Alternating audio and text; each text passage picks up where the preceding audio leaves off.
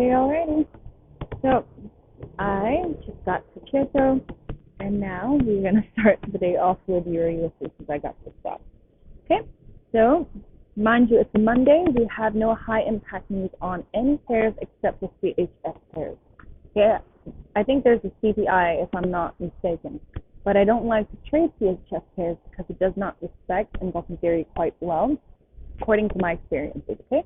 But if they do respect Eurozone quite well, you can go for it and try to map it out, play with it a little bit. But even so, it is a Monday. The volume can be a bit wonky, and it can be very, very slow. So don't rush into a trade. Don't chase the market. Wait for the prices to come into your zone, and if it creates any setups, then you may take any trades. But if it doesn't, then it's just a waiting game. Okay. So for Euro USD, we have our buy zone down here and our sell zone up here. Buy zone because it is an engulfing sell that failed, and when price came all the way over here, it just created an engulfing buy over here that recently failed. So this is a fresh engulfing fail zone for a sell, and this is a buy that has yet to be tested after the breaking. Okay, not only that, we do have a crossing of EMAs on this engulfing fail over here for the buy zone. Current price is over here, so what can EU do? All right, let's screenshot that. Again, EU, wait for the H4 to close, so either during the Euro session up into the US session, it might climb into our sell zone to retest the zone that it recently just broke. If it does respect that, then potentially it might drop. So we can try to catch a sell from there.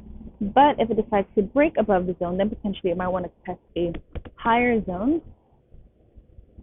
Okay, so we also have an engulfing fail over here. We have engulfing sell over here. It's just a higher zone, but we are taking the immediate zone that is close to the current price.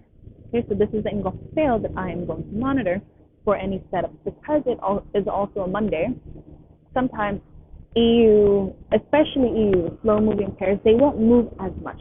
So it's best to just take the closest positions, closest zones to monitor for any setup, okay? Because you're not planning to swing anything. We're just trying to get 20, 40, 60 pips, hold with DE. If you hit your daily targets, then you can close up. Okay, that's the goal, to slowly grow your account steadily and slowly. Okay, so either that or it decides to drop into our buy zone, and if it respects that, potentially we can catch a buy back up. But if it breaks below them, we know potentially might want to test a lower zone. Okay, where is that? We have an engulfing fail over here, another engulfing sell over here. Okay, so that's just something that we can monitor together. Again, where do you monitor for entry? I'm just going to write here, monitor entry in M5 or M15, meaning you wait for your engulfing setup to happen first within the zone. Try to have it in the key level or around the key level. After the zones are created or the setups are created, you may press to lower your risk. But if it hasn't, it might be a bit risky. It creates a higher risk for your capital. So if you have a small account, if you cannot float for very long and you do not want to lose too much money than you should, make sure that you wait for the setup to complete first. Okay? So again, M5 and 15 for the setup for any entries. Okay, now we go into GJ. Now, GJ, sell zone up above. Again, a buy zone down here. Why is it a sell zone? Engulfing buy that failed in the process of failing, created an engulfing sell over here. Price came back, retested, created another engulfing sell and another engulfing sell. So you have a complete setup on H4. A, B, C, also HLZ, as what I like to call it, or E, F, E, G, E, G on a sell. And for the buy, you have an engulfing sell that failed.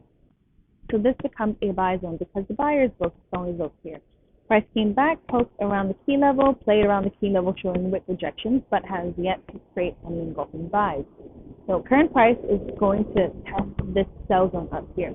So it's a very good zone to monitor for any sells on a GJ because GJ has big movements even on a Monday. But if you get it wrong, that's where SL comes in. Okay? So what can GJ do?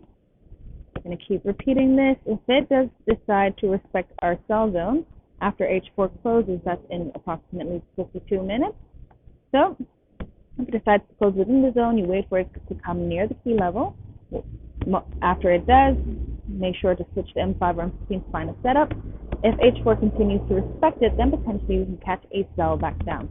But if it breaks above, then potentially it might want to test a higher zone. Vice versa. If it decides to drop all the way into our buy zone and respect it, then potentially we can catch a buy back up. But if it decides to break below, then it might want to test a lower zone. Okay, SL, set SL at 40 pips from your entry, meaning after you wait for the setup to appear, after it's created, you press either buy or sell. From that price, you count 40 pips from your entry, and that's your SL.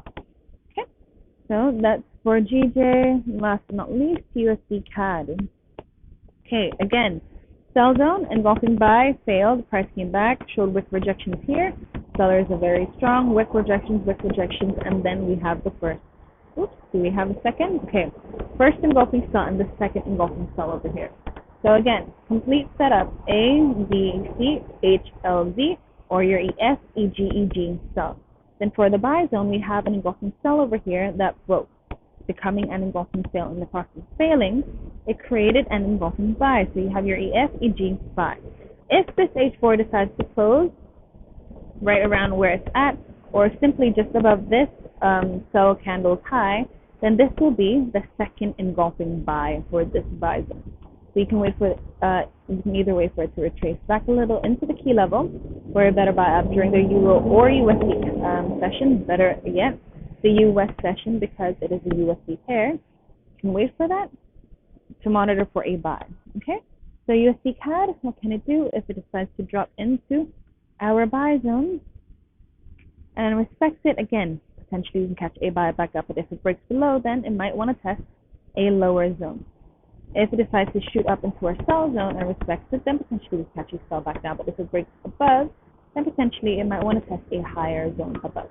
Okay, so that's for the three pairs. Please trade wisely. It's a Monday. Don't rush. Okay, I am simply not going to trade because that's just my trading plan. I don't trade on Mondays. But either way, my inbox will still be open to your messages and questions, as well as checking your mapping. Okay, talk soon. Bye.